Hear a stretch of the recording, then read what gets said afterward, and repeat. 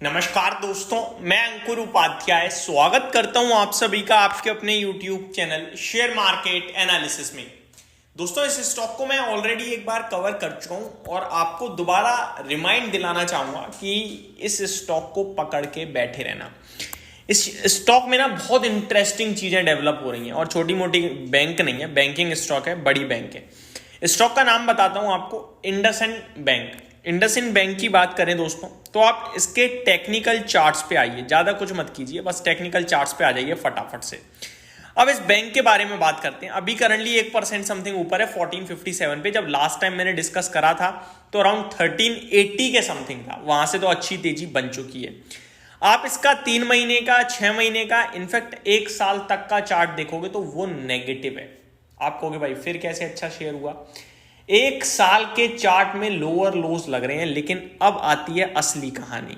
आप ओपन करो दोस्तों 5 साल का चार्ट। 5 साल के चार्ट में कोविड से लेकर अभी तक की कहानी दिखेगी आपको। मैं याद दिलाना चाहूंगा, अगर आप नए आए हो या फिर कोविड के बाद आए हो मार्केट में, तो कोविड के समय शेयर का भाव 300 रुपए रह गया था। यस बैंक के बाद इंडसइंड बैंक का शेयर था जो टूट गया था, खत्म हो गया था, ये मान लो आप। लेकिन इसने 300 रुपए से चलना शुरू हुआ और तेजी में इसने 2021 के एंड में लगभग हाई लगाया 1200 रुपए का। फिर एक फॉल आया, फ्री फॉल। उसने कहा भैया फिर वापस जा रहा है, 800 रुपए तक गिरा। लगभग 2022 के मिड यानी जून में 800 रुपए हो गया, ऊपर से चला गया 400 रुपए स्टॉक। फिर दोबारा चला और इस बार 1250 का हाई लगाया, यानी कि इन्वेस्टर को फिर पैसा बना के दिया। और 2022 के सितंबर में ही लग गया हाई, लगभग 1250 के करीब का। फिर गिरावट हुई इस स्टॉक में और गिरावट में इसने लो लगाया इस बार 1020 का। एंड अगेन फिर भागा और इस बार हाई लगाया दोस्तों 1700 रुपए का। 1700 से गिरना शुरू हुआ और गिरावट में इस बार स्टॉक ने जो लो लगाया है वो अराउंड 1350 रुपए के समथिंग, 1329 का लगाया एग्जैक्टली। देखो तो वही 52 वीक लो भी है। और अभी मुझे लग रहा है ये फिर से निकलने की कोशिश में ऊपर। हो सकता है हम गलत पड़े और ये वापस गिरे 1320, 1300 के आसपास, लेकिन 1200 रुपए का लेवल नहीं तोड़ेगा। हम इसमें बहुत बड़े लेवल पे प्ले करने की बात कर रहे हैं। देखो नीचे में 1200 रुपए के स्टॉप लॉस तक जा रहा हूं मैं, यानी कि 250 रुपए होता है यहां से। 250 रुपए ऑलमोस्ट 1400 रुपए, 1450 वाले शेयर के लिए हो गया 18% के समथिंग, 17-18%। अब यहां से इंटरेस्टिंग पार्ट पता है क्या है? हमें गेन कितना मिल सकता है। हालांकि अभी तो ये 1450 हो गया, मैंने लास्ट टाइम बात करी थी 1350, 1380 था और 1700 रुपए के लक्ष्य के लिए बात करी थी, यानी 400 से 450 रुपए तक आपको मिल सकता है इस स्टॉक में। ये stock fresh life high hit करेगा बड़े चार्ट्स पे। बड़े वाले जो बड़े चार्ट्स की बात करें तो बड़े वाले ब्रेकआउट देखने को मिलेंगे आपको। अभी आए नहीं है, मिलेंगे बोल रहा हूं मैं। और अगर चलना शुरू होता है तो बहुत बड़ी तेजी बन सकती है। इस स्टॉक में टेक्निकल टर्म्स पे ब्रेकआउट होगा जब ये 1550 या 1540 के ऊपर क्लोजिंग दे देगा। तो इसमें जो ये लोअर लोस की सीरीज चल रही है ना बीते 1-1.5 साल से, वो ब्रेक हो जाएगी और फिर इसमें ऊपर के मूव आएंगे। ये तो होगा इसके टेक्निकल्स। अब आता हूं दोस्तों फाइनेंशियल और फंडामेंटल्स पे। पहले वैल्यूएशन से शुरू करना चाहूंगा। 12 के मल्टीपल्स पे ये बैंक मिल रही है, 1,13,000 करोड़ के मार्केट कैप पे है और वॉल्यूम्स में तो कोई कमी रहती नहीं है इस स्टॉक में, ठीक है। अब उससे इंटरेस्टिंग सुनो, अभी आपके लिए क्या हो रहा है? रेट कट हो रहा है। रेट कट से क्या होता है? रेट कट से आती है ग्रोथ। अब ग्रोथ कैसे आएगी? रेट कट ऐसा तो है नहीं कि रेट कट हो गया ग्रोथ आ गई। पैसा ही तो मार्केट में फ्लो करता है। मार्केट में पैसा कैसे पहुंचेगा? ब्याज पे पैसा कौन देगा? बैंकें ही तो देंगी।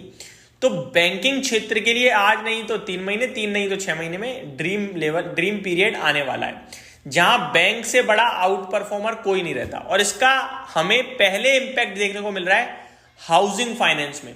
एक्चुअली में हाउसिंग फाइनेंस में सबसे बड़ा बूम आता है जब भी इंटरेस्ट रेट सस्ते होते हैं, चाहे वो पीएनबी हाउसिंग हो, चाहे वो आपका होम फर्स्ट फाइनेंस हो और कैनफिन होम्स भी। और मैं इन पे पहले भी बात कर चुका हूं। आवास फाइनेंशियल, पीरामल एंटरप्राइजेस, ये वो स्टॉक है जो हमने आपके साथ सबसे पहले शेयर करे थे। हालांकि रिपीट वीडियो नहीं बनाता हूं मैं इन स्टॉक्स पे, बट शेयर जरूर करी हुई है थी। ऐसा नहीं है कि आपके साथ कुछ मिस किया है हमने। अब इंडसइंड बैंक की बात करें तो एक चीज समझ में आ गई, वैल्यूएशन रीजनेबल है। आगे चलकर ग्रोथ का समय आ रहा है बैंकिंग क्षेत्र के लिए, तो ये बैंक भी पार्टिसिपेट करेगी ही करेगी। और वैसे भी इंडसइंड बैंक तो हाई रिस्क हाई रिवॉर्ड के लिए जानी जाती है, काफी वॉलेटाइल रहता है स्टॉक। कंपनी के अगर मैं रिजल्ट्स की बात करूं तो 2152 करोड़ का नेट प्रॉफिट कंपनी ने पोस्ट करा, जो कि क्वार्टर ऑन क्वार्टर करीब करीब 10% घटकर आया था। And year on year basis पे ऑलमोस्ट सिमिलर था, या आप कह लो 2-2.5% की बढ़त थी। बट मेरे को लगता है यहां से और अच्छी इंप्रूवमेंट आएगी, नेगेटिव इंप्रूवमेंट नहीं आएगी। टीटीएम बेसिस पे देखें तो ऑलमोस्ट FY24 के फाइनेंशियल ईयर जितना ही अभी प्रॉफिट चल रहा है, 8,978 करोड़ पे 8,950 करोड़ के सामने, तो यहां भी कोई दिक्कत नहीं है। अब सबसे इंटरेस्टिंग पार्ट सुनो आप, हम इस समय फाइनेंशियल्स की बात कर रहे हैं, तो कंपाउंडेड प्रॉफिट ग्रोथ 3 ईयर्स की 47% की रही है, 5 ईयर्स की 22% की रही है, और 1 साल की बीते 12 महीने की 14% रही है। शेयर का प्राइस कितना चला है?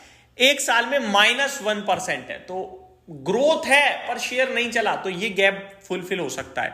3 ईयर्स में ग्रोथ 47% से रही है और शेयर का प्राइस 12% से चला है, गैप है, ये भी भर सकता है।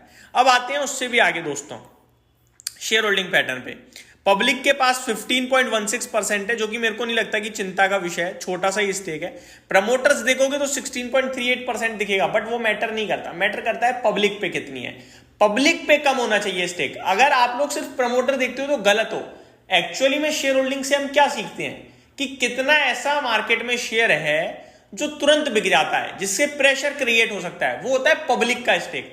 FIIs आपका हर दिन नहीं बेचते हैं, वो ब्लॉक डील में निकलते हैं। DIIs आपका हर दिन नहीं बेचते हैं, वो ब्लॉक डील में निकलते हैं। सेम प्रमोटर होते हैं, वो भी नहीं बेचते हैं। इसलिए हमेशा इन बड़े कैटेगरी की होल्डिंग्स को इंपॉर्टेंस दी जाती है। पब्लिक का क्या है, आज शेयर चला कल बेच देंगे, परसों शेयर गिरा फिर डर जाएंगे तो बेच देंगे, तो वो सेलिंग प्रेशर क्रिएट करता रहता है, इसलिए कभी नहीं लेना चाहिए पब्लिक शेयर होल्डिंग ज्यादा हो तो मेरे हिसाब से हर एक पैमाने पे ये स्टॉक खरा उतर रहा है, तो इसको आप बाय ऑन डिप्स के रूप में देख सकते हो। इसको आप है तो होल्ड कर सकते हो, लॉन्ग टर्म इन्वेस्टर हो तो कंसीडर भी कर सकते हो। ये सारी चीजें मेरी तरफ से थी इंडसइंड बैंक के स्टॉक के ऊपर। होप आपको जानकारी वीडियो पसंद आई होगी।